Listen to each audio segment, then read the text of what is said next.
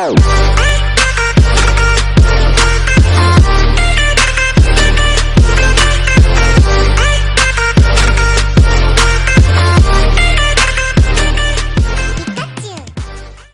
we're going to be going over my best pre-spawn baits. I don't know what it is about the color red, but right now I like to call this time of year the red phenomenon, right? It could be probably just because this is when the crawdads start to finally come out. You know, it's starting to warm up a little bit. But something about the color red, just bass are very aggressive to it. That's the only logical explanation I would really have for it, is the fact that crawdads are starting to come out. So this time of year is where I go to these specific baits personally, and this is what I see produces the most fish, also the most aggressive bites, and also, I mean, it's an easy way to cover a lot of water very fast, and that's the reason why I use a lot of these baits. So with that being said, we're just going to go right into it. So the first bait that I always go to, and I swear by this bait all day, every day, is square bill, right? So this is the Strike King 1.5 square bill. I want to say, I forgot what this color is. I don't know. I just call it crawl color, right? I think it's, dang. I'll look up the correct name and put it on the screen. But anyways, square bills, man, I love going to square bills. They are something that will never, I've never gotten skunked using a square bill. Pretty much anytime I've used it, I'll get up real shallow. And for some reason, I've noticed the bass are still biting really shallow. So, I mean, I throw on a crankbait, I'll get all up in those rocks. Like, you can't be afraid. Like, if you're going to throw a crankbait, just get in there. You know, worst comes to worst, you get hung up. But it's really not that hard to get yourself unhooked. I'll actually do a video on how to unhook yourself from a tree or something like that, so that you stop spending money on lures because you have to keep breaking them off. So like I said, that's my swear to. Like, I will always throw a square bill on no matter what. If I can't catch anything on any other bait that I have in my bag, I will always throw a square bill.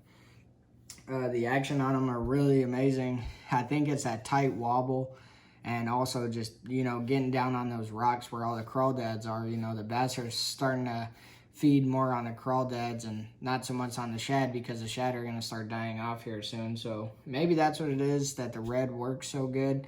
But like I say, anything red is freaking key.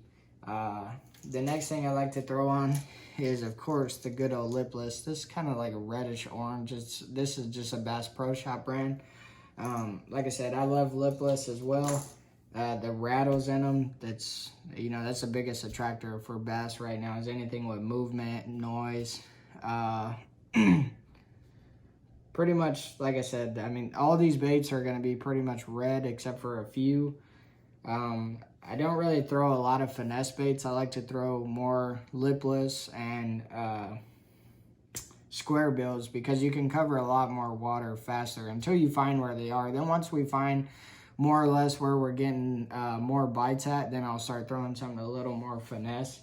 Another good bait that I like to throw is just a all red spinner bait. This is just one I picked up at Walmart. Literally, it was only $1. They have a bin there. You just pick them up. They're all only $1.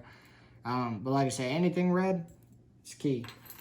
The more finesse side of the baits that I like to go to, this is just a shaky head rigged with a red Senko type worm. It's a Bass Pro Shop brand. It's not a Senko. Like I said, I'll look up the names and I'll put it on there. These are really good baits. Like I said, once you find where you're getting your bites at, then, you know, tie this sucker on and, you know, start working the fish. You know, find those bigger bites. They're not always going to come to you that easy, so you do have to actually work it. But once you do find them, I do find that these actually do produce pretty big bites. The last weekend we went fishing, it was kind of struggling because, you know, it's rare that you don't catch fish on like square bills or something like that. But for some reason, that was a go-to. Shaky head, and also these two little Ned rigs here. These are my go-to colors. This one's a watermelon red with green flake, and then just a green pumpkin. They're just two little weedless Ned rigs. And man, when I tell you these were money, these were money. So don't be afraid to fish finesse baits either, right? I think oftentimes we get too caught up in trying to fish for you know, bass very fast, but it's still to that point in time to where the water temperatures are really low, so they're not really going to be moving as much. So if you can find where they're bedding down at, you can actually work them a lot easier that way, and you can find a lot of the bigger ones actually, you know, by taking your time and working them out. The next bait that I love to throw this time of year is the one, the only, the chatterbait, right? So, like I said, anything with movement and anything that's got like kind of orange or reddish tint to it right now is going to be amazing. I just got a little, what's the brand called? Shoot. I forgot. I bought it in a kit. It was at Walmart. My mom got it for me actually for Christmas. It was like $10. Came in a big old kit with all these crawl bugs. Well, crap. Bless me.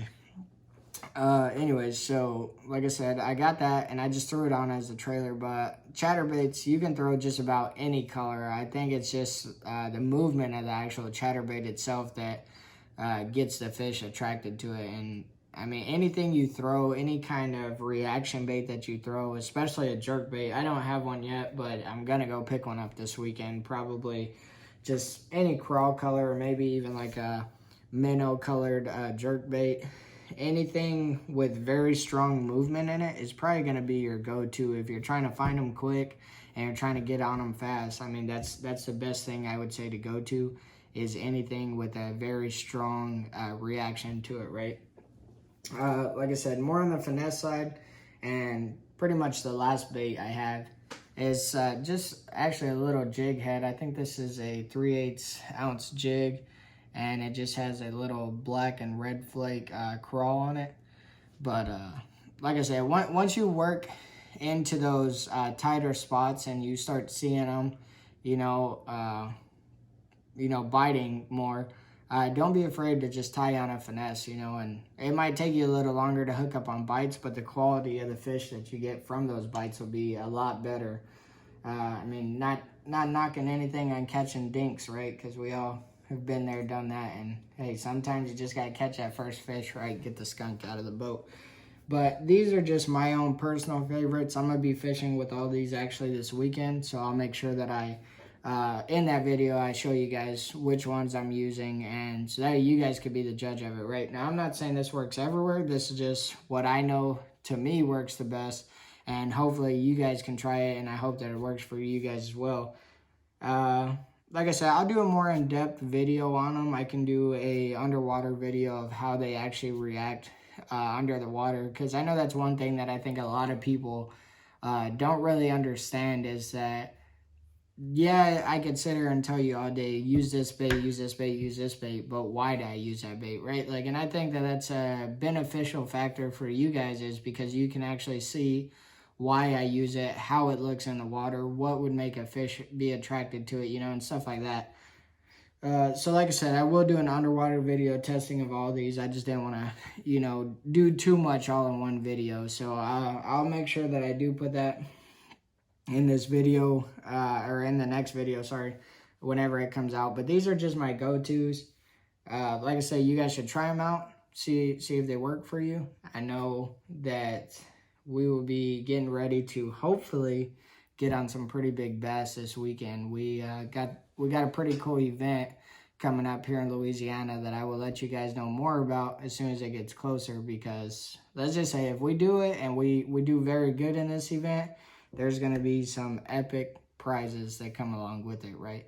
So other than that, I mean, that pretty much is it for the video today. I just wanted to do a quick little video letting you guys know, hey, these are my favorite go-to pre-spawn baits, and I hope that they work for you guys just as good as they work for me. And you guys stay tuned for the video where we'll be fishing all these baits, and, you know, we're just going to get on them.